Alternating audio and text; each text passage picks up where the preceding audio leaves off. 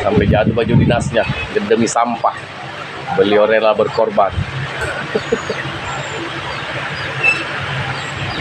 Indah. Sampai nalar kepolisian. Mentang-mentang itu rakyat Adipura, jangan sampai dengan adanya ini Adipuranya kena kabupaten kota lain. Bakar sudah. Ya, Bakar situ. kebersihan adalah sebagian dari iman. Bakar.